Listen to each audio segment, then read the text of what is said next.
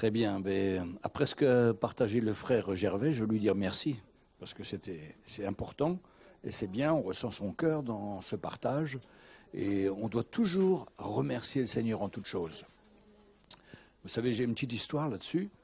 C'était un roi qui avait un esclave qui était chrétien et cet esclave disait toujours « Oh, merci Seigneur !» On doit toujours dire « Merci Seigneur !» Et puis, un jour, l'esclave va avec le roi se promener dans la jungle. Et là, un lion l'attaque. Et l'esclave arrive à éloigner le lion, mais le lion mord le doigt du roi. Et le roi a son doigt qui est mangé. Et il dit, mais pourquoi le Seigneur a permis ça, que mon doigt soit mangé? Il dit, rends gloire en toute chose. Toute chose est entre les mains du Seigneur.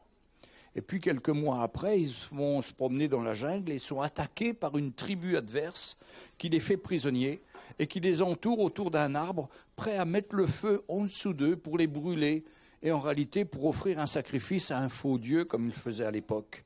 Et quand ils arrivent près du roi, il le relâche et dit « Toi, va-t'en, parce que tu as un défaut. Et si tu as un défaut, on ne peut pas t'offrir un sacrifice. » Et le roi a vu comme ça que des fois, il nous arrive des situations qui sont pour notre bien. Le roi avait perdu un doigt, nous, des fois, on se casse une jambe, des fois, on fait... C'est pour nous protéger aussi de certaines situations qu'on ne connaît pas. Parce que toutes choses sont entre les mains du Seigneur. Et on doit se rappeler que tout ce qui nous arrive, bonne ou mauvaise, sont entre les mains du Seigneur. Cette semaine, on a vu une bonne chose arriver, vraiment une intervention du Seigneur pour notre frère Daris. Je croyais qu'il était là ce matin, mais je l'ai cherché. Non, il est à Chaville sûrement. Hein. Et on lui donnera l'occasion de donner témoignage, mais il était dans une situation vraiment dramatique parce qu'il a fini ses études, il a un diplôme d'ingénieur, mais il n'a pas de nationalité française. Il est étranger, il est mauricien, il est même de Rodrigue. Bonjour mon frère, bienvenue. Ce jeune homme termine ses études et partout où il se présente, on lui a dit « Ben non, du fait que vous n'êtes pas français, on ne peut pas vous donner un travail ou alors il faut qu'on paye votre changement de nationalité ou votre carte de travail. » Enfin, je ne connais pas, mais c'est très compliqué. Et notre jeune frère a été très longtemps à la préfecture pour avoir ses papiers. Il y a des queues, c'est pas facile du tout. On lui donne un renseignement, après on lui en donne un autre, après c'est encore autre chose. Et il n'arrivait pas à trouver de travail et il était assez désespéré, si bien que cette semaine, on parlait ensemble au début de la semaine et il disait mais je vais retourner dans mon pays si c'est pas possible. Et puis, il a été cette semaine, vendredi, et il est retombé à la préfecture sur la même dame qui lui a fait les papiers. Il dit, oui, c'est une erreur, vous avez le droit, on va vous donner 6 mois pour trouver un travail avec une carte, et on renouvellera même 6 mois encore après. Et alors que la semaine dernière, il avait eu des emplois possibles qu'on lui avait proposés, mais quand il avait expliqué sa situation, il dit, ben non, on ne peut pas vous embaucher. Mais là, cette semaine, vendredi, le miracle s'est passé, il a pu reproduire ses bons papiers et maintenant il peut travailler. Et voilà.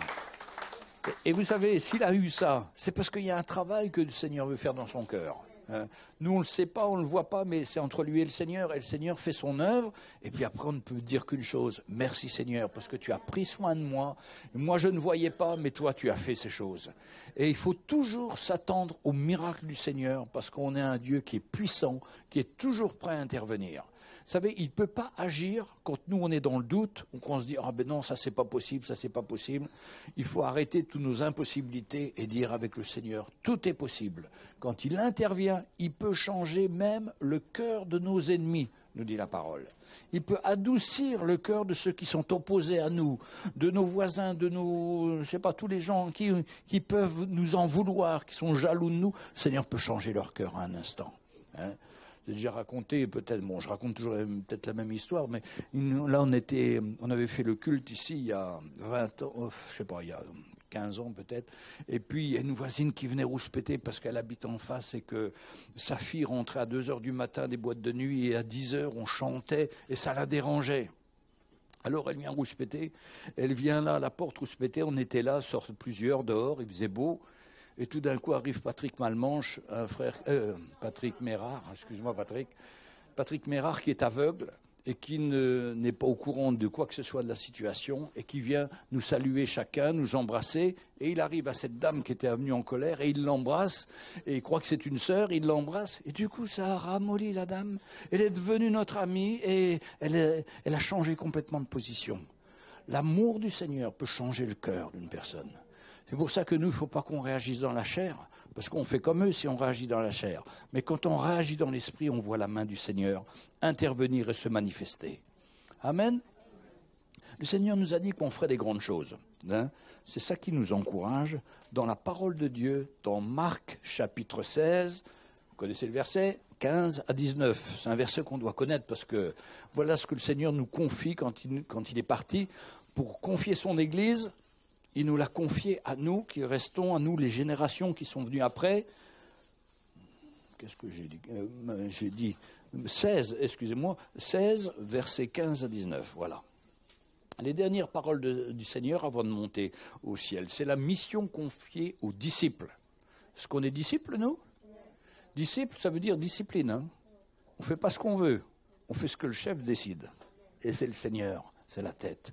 Et quand on ne fait pas ce qu'il veut, eh bien, les choses ne marchent pas. Hein. Mais quand on se soumet à son plan, on voit des grandes choses. Puis il leur dit, allez par tout le monde et prêchez la bonne nouvelle à toute la création. Celui qui croira et qui sera baptisé sera sauvé. Mais celui qui ne croira pas sera condamné. Vous voyez, celui qui croira et qui sera baptisé. Quand j'étais enfant, on m'a baptisé, je ne croyais pas, j'étais un bébé, on m'a mis de l'eau sur la tête, ça n'a pas changé ma vie. Hein. Parce qu'il fallait déjà croire, il fallait que ce soit moi qui croie. Et vous ne pouvez pas croire pour quelqu'un d'autre, c'est la personne qui doit croire. C'est pour ça que la Bible dit que celui qui croira et qui sera baptisé sera sauvé. C'est le programme du 12 mars, on va avoir des baptêmes. Et si vous n'êtes pas encore baptisé, c'est l'occasion de manifester devant tous, devant le Seigneur, devant les anges, devant les forces occultes, que maintenant vous appartenez au Seigneur. Donc ça, c'est le 12 mars. Alors, verset 17. « Voici les miracles qui accompagneront ceux qui auront cru. En mon nom, ils chasseront les démons, ils parleront de nouvelles langues, ils saisiront des serpents. S'ils boivent quelques breuvages mortels, il ne leur fera point de mal. Ils imposeront les mains aux malades et les malades seront guéris. » Le Seigneur, après leur avoir parlé, fut enlevé au ciel et il s'assit à la droite de Dieu. Et ils s'en allèrent prêcher partout. Le Seigneur travaillait avec eux et confirmait la parole par les miracles qui l'accompagnaient. Voilà la puissance du Seigneur à laquelle on doit s'attendre. Hein, voici les miracles qui accompagneront ceux qui auront cru. En mon nom, ils chasseront les démons. Ils parleront de nouvelles langues. Ils saisiront des serpents. S'ils boivent quelques breuvages mortels, il ne fera point de mal. Quelle grâce! Et ils imposeront les mains aux malades et les malades seront guéris. C'est à cela que nous sommes appelés. Et pour tous ceux qui ont pu suivre les 3 réunions de cette semaine, c'était intéressant de voir la grâce du Seigneur se manifester, l'encouragement. La guérison doit toujours être liée à une œuvre de l'Esprit dans notre vie, à l'œuvre de la croix. Moi-même, donc je suis un vieux, comme vous savez, enfin comme vous voyez, depuis 1971, je me suis donné au Seigneur. En 72, j'étais parti aux États-Unis avec un pasteur. On avait été visiter Catherine Kuhlman. Je ne sais pas si vous avez entendu parler, c'était une femme qui avait un ministère de guérison extrêmement puissant. Elle rentrait dans la salle comme ça, il y avait des gens paralysés sur des chaises longues, pas des chaises longues, mais des civières, comment tu dis ? Des brancards et tout. Elle passait, elle priait, et hop, les gens se levaient. Les gens qui avaient des béquilles jetaient leurs béquilles, ils étaient libérés, ils marchaient. Et c'était prouvé par les médecins, c'était contrôlé. Il y avait une puissance à l'époque extraordinaire de la puissance du Saint-Esprit. Le drame, c'est qu'avec tout ça, l'homme se gonfle. L'homme devient un grand. Et l'homme, au fur et à mesure qu'il devient un grand, il s'éloigne du Seigneur. Il croit que c'est la puissance est en lui, que c'est lui qui a le ministère, que c'est lui. Et pour finir, ces hommes finissent par être des contre-témoignages quelque part de la grâce de Dieu. Alors Dieu a fermé quelque part le robinet des miracles, enfin, ou la puissance de l'évangile pour les miracles. Et là, c'est là que le Seigneur a commencé à travailler des serviteurs pour leur parler de l'œuvre de la croix qui devait se faire dans notre vie. Et que la révélation de la croix est venue, bien sûr, à Maurice, comme nous le savons, mais sûrement dans d'autres endroits du monde, parce que Dieu n'est pas limité. Et quand Dieu fait quelque chose, il fait une nouvelle restauration pour ramener la puissance de la croix dans la vie des chrétiens, afin que quand d'un côté la gloire de Dieu se manifeste, les miracles de Dieu se manifestent, l'homme puisse rester à sa place. Et croyez-moi, il faut un travail de l'esprit. Il faut un grand travail de l'esprit, parce que l'homme, c'est terrible, la chair de l'homme. Mais on va voir ça dans les différents textes bibliques. Le premier miracle, enfin pas le premier miracle, mais il y en a eu d'autres, mais prenons Actes chapitre 3, versets 1 à 6. 3, qu'est-ce que j'ai dit ? 1 à 26, ok. Un miracle très connu, un des premiers miracles en quelque sorte, parce que quand il y a des pharisiens, quand il y avait des hommes qui étaient opposés à l'évangile, comme Jésus a eu quand il prêchait dans les synagogues, c'était difficile pour lui de faire des miracles, quand il y avait l'incrédulité qui était là, quand il y avait l'opposition. Et voilà que Jésus est ressuscité, il est parti au ciel, il a laissé les apôtres seuls. Au chapitre 3 du livre des Actes, Pierre et Jean montaient ensemble au temple à l'heure de la prière, c'était la 9e heure, c'est-à-dire 3 heures de l'après-midi. Il y avait un homme boiteux de naissance, qu'on portait et qu'on plaçait tous les jours à la porte du temple, appelé la Belle, pour qu'il demande l'aumône à ceux qui entraient dans le temple. Cet homme, voyant Pierre et Jean qui allaient y entrer, leur demanda l'aumône. Pierre, de même que Jean, fixa les yeux sur lui et dit « Regarde-nous ». Et il le regardait attentivement, s'attendait à recevoir d'eux quelque chose, de la monnaie, une petite pièce. Alors Pierre lui dit, « Je n'ai ni argent ni or, mais ce que j'ai, je te le donne. Au nom de Jésus-Christ de Nazareth, lève-toi et marche. » Et le prenant par la main droite, il le fit lever. Au même instant, ses pieds et ses chevilles devinrent fermes. D'un saut, il fut debout et il se mit à marcher. Il entra avec eux dans le temple, marchant, sautant et louant Dieu. Tout le monde le vit marchant et louant Dieu. Il reconnaissait que c'était celui qui était assis à la belle porte du temple pour demander l'aumône. Et il fut rempli d'étonnement et de surprise au sujet de ce qui était arrivé. Comme il ne quittait pas Pierre et Jean, tout le peuple, étonné, accourut vers eux au portique dit de Salomon. Alors, ça c'est merveilleux, la grâce du Seigneur, le miracle. Cet homme-là était là depuis des années. Il était peut-être né, même paralysé. Tous les jours, on l'amenait. Et là-bas, il n'y avait pas de sécurité sociale, il n'y avait pas d'aide pour les handicapés, il n'y avait pas de subvention. Il vivait de rien, donc il avait besoin d'aller mendier là, auprès de ce temple. Et il était là depuis des années. Et les gens qui rentraient ne le voyaient même plus, ils avaient tellement l'habitude que c'était lui. Mais Pierre et Jean, quand ils sont rentrés, il a vu, sûrement, Pierre et Jean ont vu que cet homme avait la foi dans son cœur, que le Seigneur voulait intervenir. Et au lieu de lui donner de l'argent temporel qui n'aurait rien changé, il a donné plus que de l'argent. Il a manifesté la guérison de Dieu. Et nous, vous savez, l'argent ne remplira jamais notre vie. Mais la puissance de Jésus dans notre vie, ça remplit notre vie. Ça nous change, ça nous transforme. C'est pourquoi la vie chrétienne, c'est tellement un cadeau que Dieu nous fait. Quand on a cette vie en nous, quand on en reçoit tout d'un coup le Seigneur, mais cet homme qui était paralysé depuis des années, lui, il se met à sauter, à marcher, à louer Dieu. Il va marchant, sautant, louant Dieu dans le temple. Il n'a plus aucune retenue. On aurait dit un peu de pudeur, tiens-toi bien, calme-toi, tu fais trop de bruit, tu déranges tout le monde. Non, lui, il est tellement reconnaissant au Seigneur. Pendant un certain temps où il était paralysé, tout d'un coup, Dieu intervient. Pareil pour nous, des fois on est dans notre misère de ce monde, puis tout d'un coup Dieu se révèle. Ah, quel changement de vie, quelle grâce, quel miracle.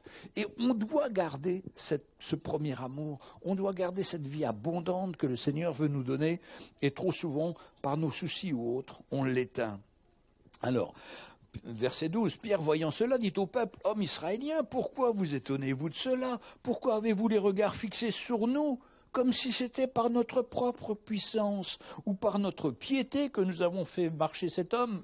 Le Dieu d'Abraham, d'Isaac et de Jacob et de nos pères a glorifié son serviteur Jésus que vous avez livré et renié devant Pilate, qui était d'avis qu'on le relâche. Vous avez renié le saint et le juste. » Alors tout le monde vient voir Pierre et puis il dit « Mais ils ont les regards sur Pierre. » Et Pierre sent que quelque part l'orgueil monte quelque part ou que les gens veulent l'élever.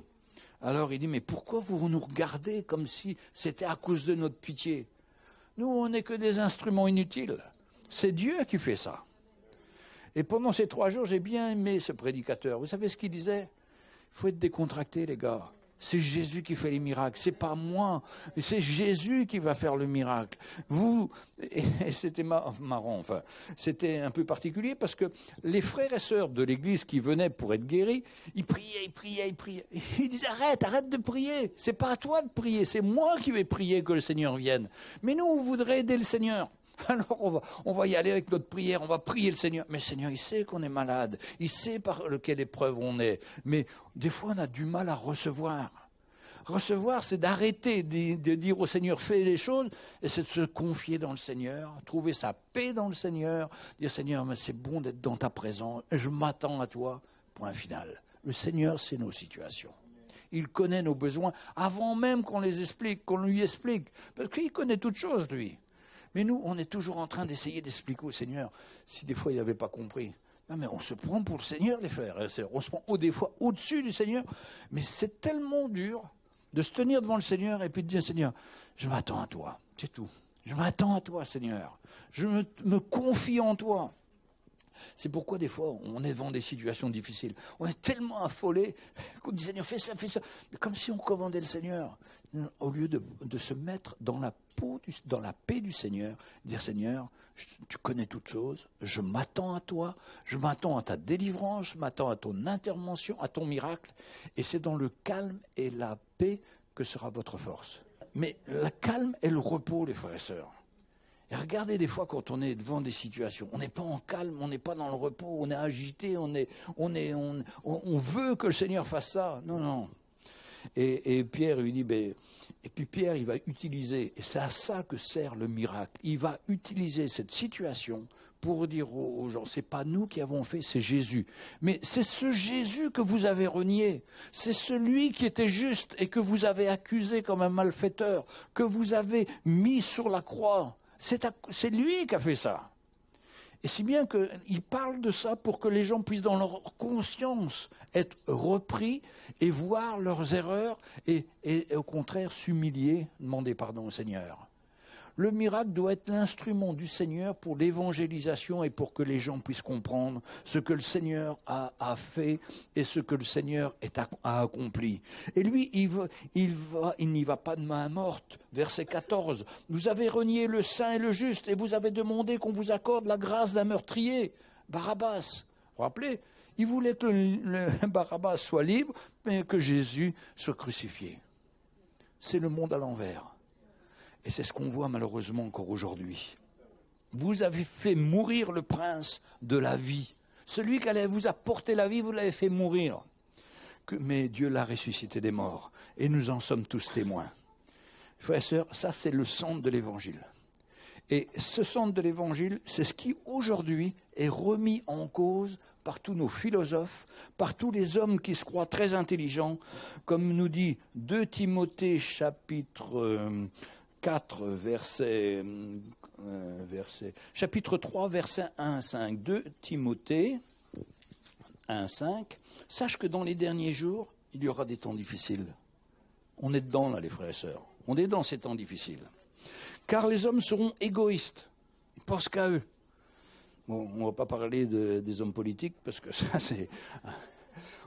Ceux qui étaient ignorants ont découvert des choses. Amis de l'argent, ça aussi. Fanfarons, hautains, blasphémateurs, rebelles à leurs parents, ingrats, irreligieux, insensibles, déloyaux, calomniateurs, intempérants, cruels, ennemis des gens de bien, aimant le plaisir plus que Dieu, ayant l'apparence de la piété, mais reniant ce qui en fait la force, éloigne-toi de ces hommes.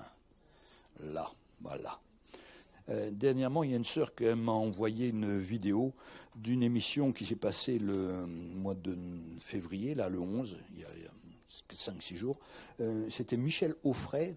Tout ce qu'il dit, alors il dit que la Bible a été écrite après, au fur et à mesure du temps, que Jésus n'a jamais existé. Et tous les gens à la télévision l'applaudissent. Ils vendent des livres, 675 pages, son dernier livre, que pour abattre la foi chrétienne. Ces gens qui se croient très intelligents, hein. Ah, ils ont une dialectique extraordinaire, la façon dont ils parlent et tout. Mais ils annoncent, ils sont irreligieux, rebelles, ils sont révoltés, mais vraiment avec des arguments bêtes, vraiment des arguments bêtes. On a des historiens qui ont étudié Jésus et sont tous d'accord. Il y a ce petit-fils, il s'appelle, un historien actuel, et qui prouve vraiment l'existence de Jésus. C'est une évidence même. Et puis, il y a les historiens de l'époque, on a les historiens. Lui, il prend les historiens de l'époque pour dire qu'ils ont raconté, c'est-à-dire que c'est la théorie du complot. C'est-à-dire, on nie une chose qui est vraie, qui est efficace, pour donner une nouvelle interprétation et pour pouvoir vendre ses livres, pour pouvoir vendre ses trucs. Mais c'est grave, les frères et sœurs. Mais si l'Église ne se réveille pas, mais on va se moquer de nous quand on va parler de Jésus dans la rue. Les gens ne comprennent plus, parce qu'on leur dit à la télévision, personne pour les contredire. Au contraire, d'autres journalistes pourraient être d'accord avec ce gars-là, pour dire oui, ça fait ça, c'est vrai et tout. Et les gens, quand ils disent, on a vu ça à la télévision, et c'est vrai, hein, c'est à la télévision. Pour eux, c'est comme si c'était le tampon du pape. Non, frères et sœurs, on va être dans des temps de plus en plus durs, où les gens vont se moquer de Dieu, et on ne nous laisse même pas expliquer que ce n'est pas vrai ce qu'ils disent, que c'est faux. Autrefois, il y a eu des abus, c'est sûr. L'Église officielle en France a fait des choses les plus terribles. Et ils prennent ces choses les plus terribles, qui sont des choses réelles, vraies, qui ont existé, pour démonter la foi chrétienne. Mais c'était la religion, ça. C'était les principes de la religion. Au Moyen-Âge, on vendait les indulgences, on vendait un nom de péché, on vendait plein de choses qu'on pouvait faire. Mais c'était sûr que ce n'était pas l'Évangile, ce n'était pas ce qui était écrit dans la parole. Mais on vient dans des temps difficiles où on va faire comme au temps de Jésus. C'est-à-dire, tous les gens autour de nous vont être comme ces pharisiens quand ils ont vu Jésus. Non, non, tu ne te laves pas les mains avant de manger. Non, tu guéris quelqu'un le jour du sabbat. Mais ça, tu ne peux pas être Dieu. Ça n'existe, c'est pas possible. Dans leur théorie à eux. Et Jésus, pour les contrer, il ne discutait pas avec eux. Mais il priait pour un homme qui était paralysé, pour un homme qui avait la main sèche. Et il lui disait, mais tes péchés sont pardonnés. Alors là, il rouspétait. Il me dit, lève-toi et marche. Et l'homme s'est levé, a marché.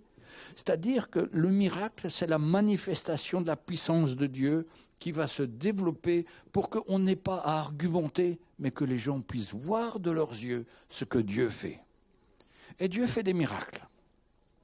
Le seul drame que nous, on a eu dans les milieux évangéliques, c'est qu'on a eu un temps des miracles, mais les hommes se sont tellement élevés qu'ils sont tombés après. Dans l'orgueil, dans la prétention, certains dans l'alcool, certains dans une vie déréglée. Parce qu'à partir du moment où les hommes vous élèvent, hein, vous savez, quand Jésus a fait des miracles, vous savez ce qu'il s'est caché, je vous l'ai lu ça la semaine dernière. Il avait guéri il avait nourri 5000 personnes avec 3 pains et 5 poissons, et tout le monde voulait le faire roi. Ah ben oui, on a besoin d'un gars comme ça. D'ailleurs, on a un truc dans les voitures, je ne sais plus quelle marque de voiture.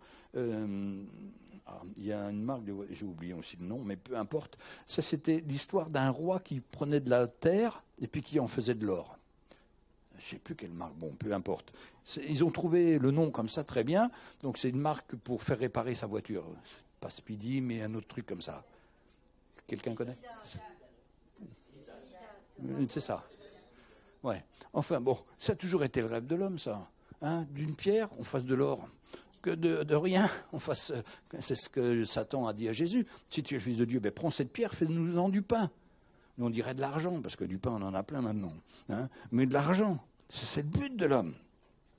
Mais le Seigneur, lui, il veut toucher nos cœurs et faire une œuvre puissante. Et tous ces pharisiens qui sont là actuellement, tous ces soi-disant intellectuels, ces hommes pervertis, ces hommes qui prennent le bien pour le mal et le mal pour le bien, mais pour les toucher, il faut la puissance de Dieu. Il faut le miracle. Mais il faut que les chrétiens restent à leur place. C'est-à-dire ne s'élèvent pas, qu'ils sachent que nous sommes des instruments inutiles. et qui devons servir à la gloire du Seigneur. Mais franchement, c'est dur, hein. Nous, on a connu ces moments glorieux vers 75, par là, où on priait pour les gens, ils étaient guéris, on voyait la grâce de Dieu. Mais on n'avait pas l'évangile de la croix. Et quelque part, ça nous élevait. Pour ça que les grands prédicateurs, c'est malheureux, ils commencent bien, puis souvent ils finissent mal. Parce que l'orgueil est là, parce que les gens sont là pour les mettre en avant. Et nous devons vraiment veiller. C'est pourquoi c'est un temps où l'évangile de la croix doit agir parallèlement avec les miracles. Et ça fait longtemps qu'on se disait, quand on sera prêt, quand ce sera le temps où l'évangile de la croix aura suffisamment travaillé nos cœurs, c'est sûr que Dieu va ramener les miracles. Et on doit être dans l'attente de ces miracles, dans l'attente de ce que le Seigneur est en train de faire. Pour pouvoir balayer toutes ces théories qui se moquent de l'évangile et qui s'opposent à l'évangile. Et aujourd'hui, si vous allez discuter avec un grand homme, un grand philosophe de ce monde, mais vous allez vous faire détruire en 5 minutes. Parce que lui, pour lui, le faux, c'est le vrai. Et le vrai, c'est le faux. Mais nous, on sait que la parole de Dieu, elle a raison et que c'est le vrai. Et qu'on veut se tenir dessus. Alors, les miracles du Seigneur. 2 Timothée 4, 1, 15. 4, 1, 15. C'est pourquoi je t'en conjure devant Dieu et devant Jésus-Christ, qui doit juger les vivants et les morts, et au nom de son avènement et de son royaume, prêche la parole, insiste en toute occasion, favorable ou non, reprend, censure, exhorte avec douceur et en instruisant, car il viendra un temps où les hommes ne supporteront plus la sainte doctrine. Ils ne la supporteront plus. Mais ayant la démangeaison d'entendre des choses agréables, ils se donneront une foule de docteurs selon leurs propres désirs, détourneront l'oreille de la vérité et se tourneront vers les fables. Mais toi, sois sobre en toutes choses, supporte les souffrances, fais l'œuvre d'un évangéliste, remplis bien ton ministère. Vous voyez, dans ce passage, il explique les temps dans lesquels on vit et dans lesquels vivait aussi Timothée, en lui disant, tu vas avoir des gens qui vont s'opposer, tu vas avoir des gens qui ne supporteront pas la sainte doctrine. Ils se donneront une foule de docteurs, et détourneront l'oreille de la vérité, se tourneront vers les fables. C'est ce qu'on voit. Je pensais par exemple, Hitler a amené des millions de gens à la fosse, c'est-à-dire à la mort. Mais ces hommes-là, il les emmène en enfer.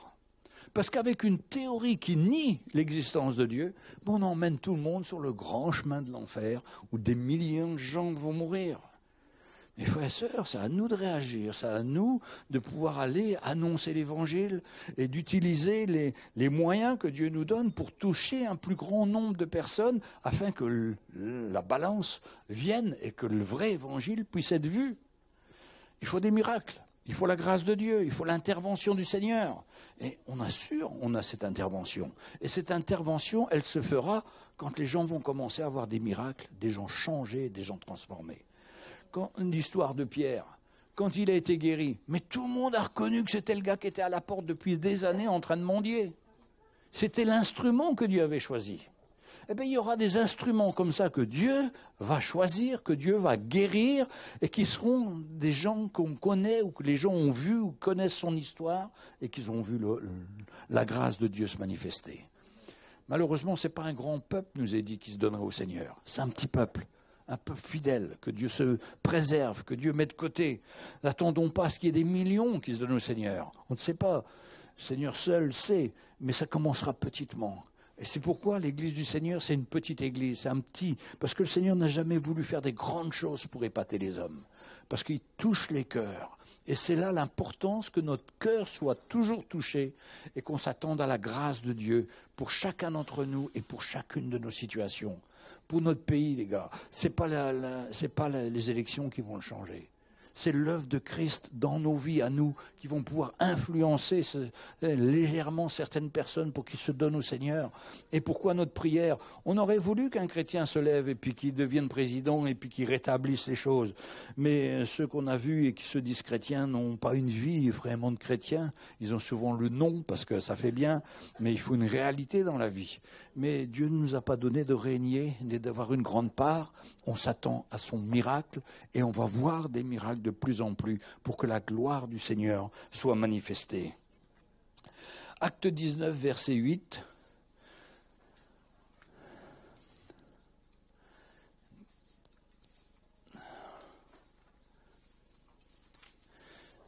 Acte 19, versets 8 à 12.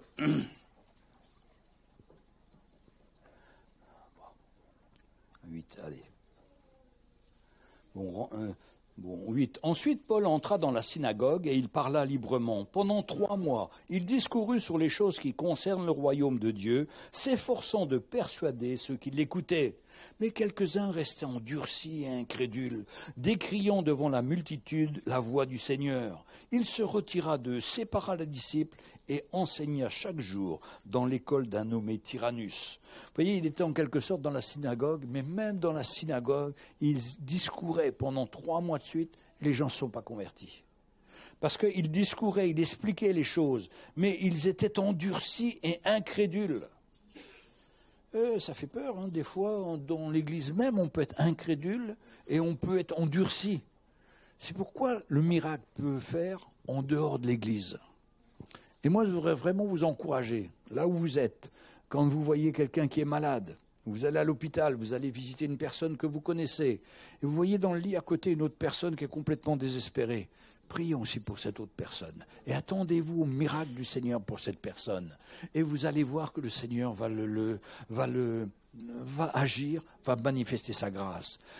Il y a plus de foi dans celui qui est malade et qui ne connaît pas le Seigneur, mais qui espère trouver une solution, espère de trouver une direction pour être changé, pour être guéri.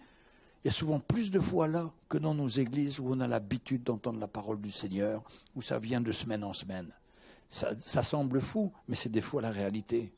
Et j'ai bien vu qu'à Maurice, quand ils ont prêché, ils ont demandé aux anciens de venir prêcher pour des mouchoirs. Ils ont eu du mal à décoller de leur chaise. Parce qu'ils regardaient Mickey, et puis Mickey dit « Allez-y les gars !» Ils se sont levés, certains se sont levés, d'autres sont restés assis. Hein. Mais c'est vrai que c'est dur. C'est vrai parce que ça nous dérange quelque part, ça nous change nos habitudes. Mais le Seigneur veut changer nos habitudes, il veut casser nos habitudes. Parce que les habitudes, c'est la religion. Mais quand on a quelque chose qui vient du Seigneur, le Seigneur nous donne une parole, on peut y aller par la foi et on va voir la main du Seigneur agir. Alors, Paul, il a décidé d'arrêter avec la synagogue. Hein. Ça faisait 3 mois, les gars, au contraire, ils le contredisaient, ils s'opposaient, ils étaient endurcis, incrédules.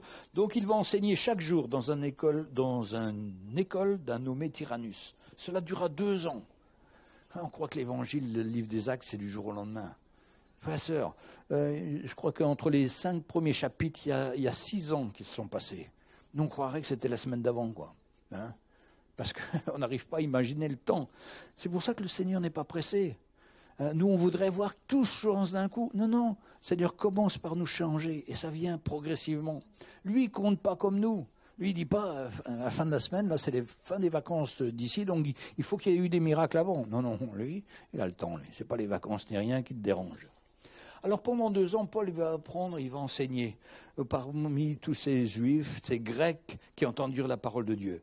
Et verset 11, « Et Dieu faisait des miracles extraordinaires par les mains de Paul, au point qu'on appliquait sur les malades des linges ou des mouchoirs qui avaient touché son corps, et les maladies les quittaient, et les esprits malins sortaient. » La grâce de Dieu se manifestait d'une façon qu'on n'aurait pas choisie, nous. Mais c'est la grâce de Dieu. Dieu a des moyens qu'on doit accepter, même si ce n'est pas comme nous on aurait voulu. Mais Dieu n'est pas limité. C'est nous qui sommes limités dans notre conception. Et Dieu faisait des miracles extraordinaires. La grâce de Dieu se manifestait. Alors, vous savez, quand il y a la bénédiction de Dieu, vient tout de suite la persécution. Verset 13. Quelques exorcistes juifs ambulants essayaient d'invoquer à ceux qui avaient des esprits malins le nom du Seigneur Jésus en disant « Je vous conjure par Jésus que Paul prêche ». Allez, ceux qui faisaient cela étaient 7 fils de Sheva, juifs d'un des principaux sacrificateurs. L'esprit malin leur répondit « Je connais Jésus, je sais qui est Paul, mais vous, qui êtes-vous » Eux croyaient avoir trouvé la méthode de libérer les gens comme faisait Paul. Mais non, mais il n'y a pas de méthode. Il faut vivre déjà l'évangile. On ne pourra jamais apporter l'évangile aux autres si nous, on ne le vit pas. Et souvent, on voit des frères rétrogrades ou autres qui nous disent « Je me suis éloigné du Seigneur, mais mon voisin, il est tellement misérable que je lui ai parlé de Jésus. » Mais je dis « Mais regarde pas moi, viens voir mes frères là-bas. » Mais ça va pas loin, un témoignage comme ça. Le premier témoigné, le premier remis en cause, c'est celui qui parle de son passé et qui sait, c'est vrai, la vérité. Et là, ces hommes-là, ils veulent utiliser le mot de Jésus, celui conjure par Jésus que Paul prêche. Et l'homme dans lequel était l'esprit malin s'élança sur eux, se rendit maître de deux d'entre eux et les maltraita de sorte qu'ils s'enfuirent de cette maison nus et blessés. Cela fut connu de tous les Juifs et de tous les Grecs qui demeuraient à Éphèse. Il n'y avait pas les journaux, il n'y avait pas Internet, mais la voix avait porté, l'exemple avait porté. Tous les Juifs, tous les Grecs savaient ce qui s'était passé. Et la crainte s'empara d'eux et le nom de Jésus était glorifié. Alléluia. Plusieurs de ceux qui avaient cru venaient confesser et déclarer ce qu'ils avaient fait. Vous savez, ce qu'on a fait en général, c'est caché. Personne ne sait. Mais quand Jésus vient nous éclairer, vient nous montrer son chemin, on a envie d'être débarrassé de ça. De couper nos vieilles casseroles qui sont derrière nous, de laisser de côté tout ce qu'on a fait de mal.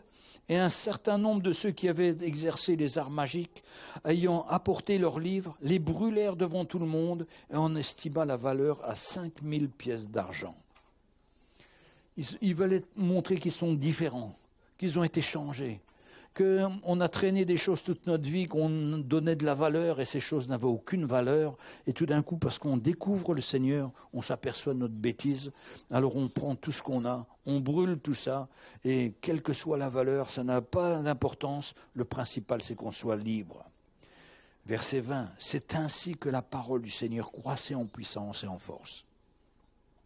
Il y avait les miracles d'un côté positif, où on voyait la guérison, et puis il y avait le miracle des cœurs, où les hommes voulaient séparer avec tout ce qu'ils avaient fait. Mais c'est l'évangile, ça. Pour ça, le dernier jour, moi je n'ai pas tout regardé, mais le frère Mickey a prêché pour amener les gens au Seigneur. Et c'est ça, les deux qui vont aller ensemble. On va voir la puissance du Saint-Esprit, on va voir les choses que l'ennemi va faire et les choses les plus folles, mais on va voir que Jésus va avoir la victoire et que de plus en plus de gens vont naître de nouveau, vont connaître le Seigneur et vont voir l'œuvre que le Seigneur est en train de faire. Alléluia. On s'attend à des grandes choses. C'est pourquoi il faut ouvrir notre cœur et être prêt. Et vous savez, l'Évangile, comment il s'est répandu ? Pas forcément uniquement avec les apôtres, mais dans 2 Timothée 2,2, il dit « Ce que tu as entendu de moi, ce que tu as compris de l'Évangile, confie-le à des hommes fidèles qui soient capables de l'annoncer à d'autres. » Et parmi nous, il y a des frères et sœurs qui sont appelés à être, on est tous appelés à être ces fidèles, qui retransmettons l'Évangile, et qui l'Évangile ne vient pas uniquement le dimanche matin, mais quand ils sont dans leur travail, quand ils sont à l'hôpital, visiter quelqu'un, ou quand ils sont près de chez eux et ils voient la misère, de pouvoir s'arrêter, faire comme Jésus, d'avoir le cœur du Seigneur pour ces personnes, leur imposer les mains et leur dire au nom de Jésus, le Seigneur veut te transformer, le Seigneur veut te changer. Et ça électrise les gens. Mais qu'est-ce qu'il a celui-là ? Il est fou. Mais non, c'est le Seigneur qui lui parle. Et le Seigneur est capable de changer les situations. C'est pourquoi évangéliste, ce n'est pas que un des 5 ministères, c'est nous tous. On est appelés à évangéliser, on est appelés à prier pour les gens, on est appelés à s'attendre à la grâce du Seigneur. Et quand on s'attend à la grâce du Seigneur, le Seigneur répond et répand son Saint-Esprit, manifeste sa grâce. Et nous, on est renouvelés, on est encouragés, on a vu la main du Seigneur. Il y a un frère qui me racontait dernièrement, il a eu à cœur d'aller sur le terrain de basket un peu plus loin à Nanterre. Eh bien, le Seigneur lui avait dit, il a trouvé 3 personnes à qui il a pu témoigner, tout simplement. Et je suis sûr que pour nous tous, si on se met à la disposition du Seigneur, en disant, Seigneur, j'arrête de penser à moi, j'arrête d'être pris par mon boulot, par toutes choses qui me prennent ma vie, je veux penser à toi. Inspire-moi, Seigneur. Le Seigneur va peut-être te dire, va voir ta voisine à côté, va lui parler de Jésus, va voir ton voisin, va voir le gars que tu vois malheureux dans la rue, parle-lui de Jésus. Vous savez, le Seigneur est très créatif. Moi, je vous donne 3-4 idées, mais c'est que des idées d'hommes. Mais quand c'est le Seigneur, lui, il vous donnera la bonne personne, au bon moment. Et ce sera toujours quelque chose où vous verrez la main du Seigneur. Ça ne veut pas dire qu'il va se convertir instantanément, ça arrive, gloire à Dieu, mais ça arrive aussi que c'est une graine qui est semée dans son cœur et qu'il faudra 1 année, 2 années, 3 années pour qu'elle germe, mais le jour où elle va germer, elle va porter du fruit pour la gloire du Seigneur. Et on veut vraiment s'attendre au Seigneur. Et on ne sait jamais ce que le Seigneur fait. Un jour, quand on était jeune marié avec Sonia, on a parlé à un couple, ils étaient en train de divorcer, c'était terrible, ils étaient dans une situation terrible. Jacques Caruel, il a reçu le Seigneur dans son cœur, sa femme l'a quitté, ils se sont séparés, et ce frère-là, il a parlé du Seigneur à un gars qui s'appelle Éric Sellerier. Vous connaissez, Top Chrétien. Et c'est lui qui a amené Éric Sellerier au Seigneur. Alors Éric me dit, mais t'es mon grand-père. Non, je ne suis pas ton grand-père. Ça n'a rien à voir. Mais comme quoi, une personne qui change pour le Seigneur peut l'utiliser aussi, et que ça peut aller très loin. C'est pour ça que quand on arrivera un jour au ciel, on verra tous ces gens-là. Mais le Seigneur te dira, mais c'est toi qui as participé à ce qu'ils puissent se convertir. C'est toi qui a été l'instrument. Frères et sœurs, ça c'est quelque chose qui a une grande valeur. Et ça, c'est l'appel de notre vie. De pouvoir amener des gens au Seigneur, de pouvoir obéir au Seigneur, pas uniquement pour nous, mais pour tous ceux que le Seigneur va envoyer derrière. Et ça, c'est sa grâce. Et il faut s'attendre à sa grâce. C'est pourquoi on était bien encouragés de ce qu'on a entendu. Et on s'attend à ce que de plus en plus on soit disponible, prêt à sortir de notre chemin pour aller prier pour un gars peut-être très opposé à l'Évangile, mais que le Seigneur va nous conduire et on va voir la main du Seigneur. Il est temps qu'on se réveille. Il est temps qu'on réponde à l'appel du Seigneur. Mais vous savez, tout est conduit par le Seigneur. Et je dis quelle grâce que l'on a le ministère apostolique, parce que pendant des années, on n'avait pas le ministère apostolique, alors on courait chacun de notre côté pour essayer de faire quelque chose, et il n'y avait pas de suivi, il n'y avait pas de base solide, et c'est pourquoi que quand on voit les choses bouger à Maurice, on peut dire nous aussi, on va bientôt bouger ici. Il y a le plan du Seigneur. On va voir la main du Seigneur se manifester. On va voir sa grâce. Soyons fidèles, les frères et sœurs. Soyons patients. Attendons-nous au Seigneur. Soyons à l'écoute du Seigneur. Vous savez, comme il disait cet homme, apprenons à recevoir du Seigneur. Je ne sais pas si vous remarquez tous, quand on prie, on prie. On ne laisse pas passer une au Seigneur, quoi. On ne lui laisse pas nous parler. Alors qu'on ferait mieux de se taire de temps en temps, s'arrêter. Parler, répondre notre cœur devant le Seigneur, puis après se taire. Seigneur, qu'est-ce que tu veux me dire? Comment tu veux me conduire? Le Seigneur va vous montrer. Parce que lui, il veut nous parler. Mais si on est toujours en train de courir à prier pour faire notre prière, comme la religion, le Seigneur ne peut pas nous parler. Mais on a besoin d'être à son écoute. On a besoin de se remettre en question. On a besoin d'accepter les idées, ce qu'il va nous dire, même si ça paraît fou. Mais c'est lui qui le fait. Si c'est lui qui nous appelle, ça va se faire. On va voir sa main, on va voir sa grâce. Il est fidèle pour chacun d'entre nous. Donc les frères et sœurs, on est encouragés de voir la main du Seigneur. Il y a un nouveau départ qui doit se faire dans notre vie pour ramener ce désir de voir le Seigneur glorifié dans le corps des personnes qui souffrent, mais surtout glorifié dans leur cœur, afin qu'ils puissent connaître le Seigneur. Et vous voyez, cet homme, quand il était guéri là dans le temple, il n'a pas été courir voir sa maman et sa grand-mère pour lui dire « ça y est, je suis guéri ». Il était dans l'église parce qu'il savait que c'était le Seigneur qui a fait. Enfin, quand je dis l'église, c'était la synagogue, pour montrer à tous ces juifs que c'était Jésus qui l'avait guéri. Que c'est glorieux, les frères et sœurs. Qu'on puisse être un encouragement pour nos frères, qu'on puisse représenter le Seigneur de tout notre cœur et de cet instrument qu'il nous donne. Et vraiment, on est bien quand on sert le Seigneur. Et c'est une grande grâce qu'il nous fait. Amen. Alléluia. Bon, on va se lever, on va parler au Seigneur.